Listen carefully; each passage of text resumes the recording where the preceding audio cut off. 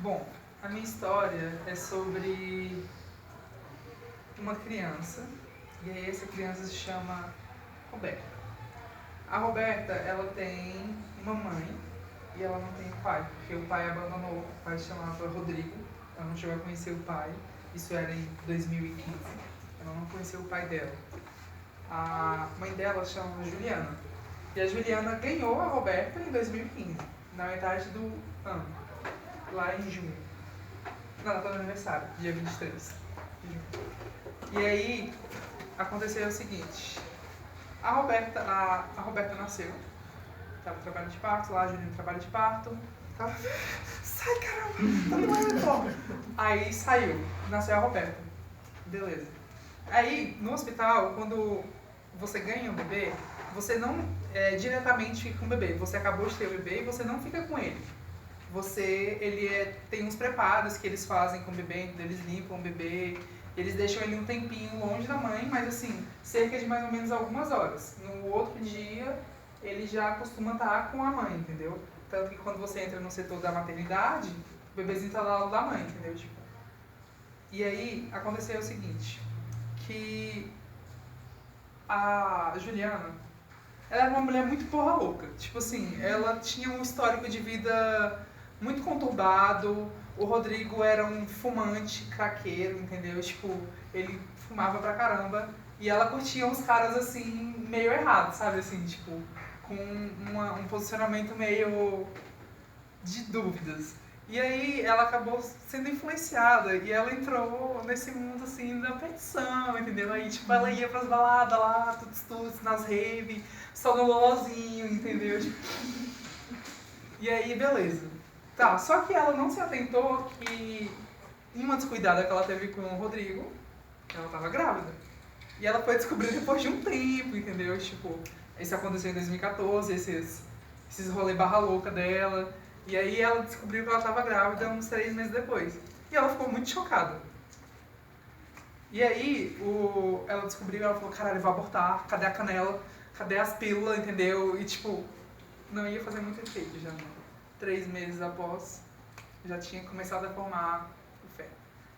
E aí ela ficou muito conturbada, a vida dela ela ficou extremamente agitada, ela ficou com muita depressão, ela teve depressão, entendeu? Tipo, ela ficou extremamente triste, ela não saía do quarto, não se alimentava muito bem, e os pais dela, ela teve que voltar a morar com os pais, porque ela tinha um trabalho, e ela morava sozinha em São Paulo. E ela voltou para morar com os pais em São Paulo também, mas ela morava na Zona Norte, e os pais moravam na Zona Sul. E ela voltou pra Zona Sul pra morar com eles. E aí, a Dona Rita e o Senhor Cássio. E aí, a Dona Rita e o Senhor Cássio eram uns velhinhos muito de bobs. Tipo assim, não é só porque eles eram velhinhos, que eles eram chatos, sabe? Tipo assim, você tem que fazer isso, tem que fazer aquilo. Não, eles não eram assim, eles eram tranquilos. Mesmo que eles criticassem ela, que era a Juliana, eles entendiam ela. E aí eles falaram assim, não, beleza, vem cá, a gente vai cuidar desse bebê, entendeu? Tipo, vamos junto que vai dar certo. Beleza, aí tá. Ela ficou mais tranquila, ela foi se recuperando, conseguiu se alimentar melhor e teve uma gravidez menos conturbada, que já estava conturbada pelo fato dela ser porra louca e ter ingerido um monte de drogas, né? Que influenciam diretamente no processo de desenvolvimento do feto. Só que o problema veio. A Roberta nasceu e a Roberta tinha alguns problemas, assim. A Roberta não nasceu no peso adequado, a Roberta nasceu com icterícia, ou seja, ela estava extremamente amarelada, entendeu? Porque a icterícia acontece quando tem um componente no nosso corpo que não é excretado. Quando ele não é excretado, ele fica presente na pele, entendeu? E ele tem uma coloração amarelada.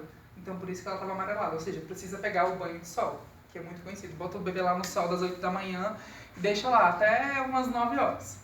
Beleza, ela nasceu com icterícia, ela nasceu muito abaixo do peso, ela nasceu com um monte de manchas roxas pelo corpo, entendeu? E ela tava demorando a responder, entendeu? Assim, tipo, mesmo que seja um bebê, ela tinha algumas demoras, assim, tipo, porque mesmo que o bebê tinha acabado de nascer e não enxergue muito bem, ela tava meio assim, muito quieta, muito paradinha, entendeu? Uma coisa que um bebê não costuma fazer muito, assim.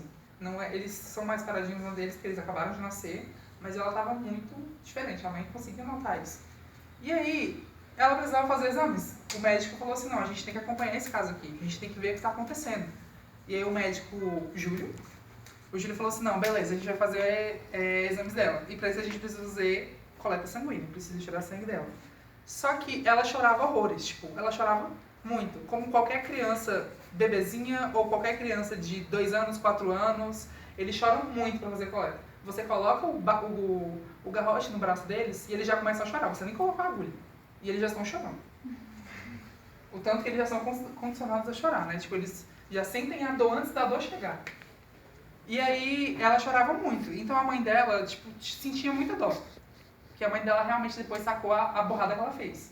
Né? Falou assim, eu causei isso aqui, então agora eu tenho que dar um jeito de amenizar a vida da minha filha, né? Pelo menos nesse começo, para que ela consiga se estruturar.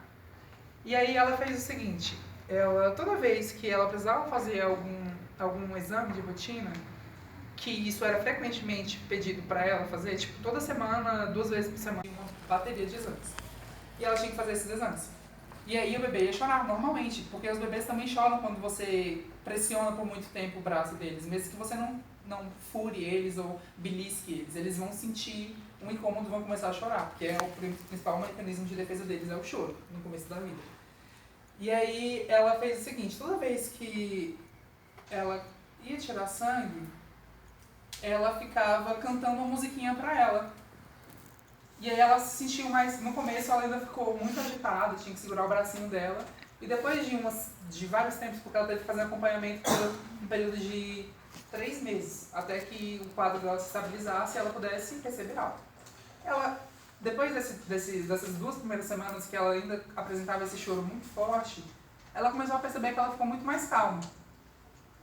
E aí, depois desse tempo, ela conseguiu, toda vez que a mãe dela cantava pra ela ficava tranquila, ela não se esperneava, ela ficava tranquila, assim, ela fazia uma cara feia, porque é um processo invasivo, dói, mas ela não se esperneava, gritava. E aí, a Roberta, ela cresceu com isso, tipo, toda vez que ela ia fazer algum procedimento no hospital, ela pedia música, ela pedia que colocassem música pra ela ouvir. Então, tipo, desde que ela tinha 12 anos de idade, ia tirar sangue, que também é um trauma para crianças, muito, assim, tipo, eu já percebi que qualquer criança, a maioria das crianças, elas vão gritar, elas vão chorar, só de entrar no hospital, de ver uma pessoa de branco, elas vão chorar. Sério. E aí, tipo, ela toda vez ouvia música, ela pedia pra colocar música, ela, tipo, por favor, você pode colocar música no celular e tal, e ela colocava música. E aí a criança, a funcionária conseguia fazer a coleta tranquila dela. Ela não chorava, ela ficava tranquila. Tipo, ela até olhava pra agulha, tipo, ela olhava pro braço dela enquanto a funcionária estivesse fazendo o procedimento. De tanto que ela estava tranquila. E é isso.